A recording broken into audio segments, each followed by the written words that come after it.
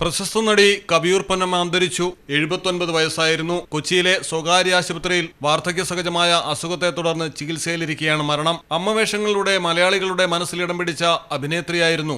400-ലധികം സിനിമകളിൽ അഭിനയിച്ച കവിയൂർ പൊന്നമ്മ KPSC നാടകങ്ങളിൽ അഭിനയിച്ചായിരുന്നു തുടക്കം. 1962-ൽ സിനിമയിൽ സജീവമായി. ശ്രീരാമ പട്ടാഭിഷേകമായിരുന്നു ആദ്യ സിനിമ. 4 തവണ മികച്ച രണ്ടാമത്തെ നടിക്കുള്ള സംസ്ഥാന പുരസ്കാരം നേടിയിട്ടുണ്ട്. നിരവധി സിനിമകളിൽ ഗായികയായും തിളങ്ങി. തിരുവല്ലയ്ക്കടുത്ത് കവിയൂരിൽ TP ദാമോദരന്റെയും ഗൗരിയുടെയും മൂത്ത മകളായാണ് പൊന്നമ്മ ജനിച്ചത്. നടി കവിയൂർ രേണുക ഉൾപ്പെടെ 6 സഹോദരങ്ങളുണ്ട്. 6 പതിറ്റാണ്ട് സിനിമയിൽ തിളങ്ങിയ കവിയൂർ പൊന്നമ്മ മലയാള സിനിമയുടെ അമ്മ മുഖമായിരുന്നു. സത്യൻ, മധു തുടങ്ങി തന്നേക്കാൾ പ്രായം കൂടിയ താരങ്ങളുടെ മുതൽ മമ്മൂട്ടി, മോഹൻലാൽ തുടങ്ങി പിന്നീടുള്ള തലമുറയിലെ നായകന്മാരുടെയും അമ്മയായി വേഷമിട്ടു. 1969-ൽ നിർമ്മാതാവും സംവിധായകനുമായ മണിസ്വാമിയെ വിവാഹം കഴിച്ചു. ഏകമകൾ ബിന്ദു കുടുംബസമേതം അമേരിക്കയിലാണ്. Malayalam television. Kavita Gold and Diamonds. Choose your special.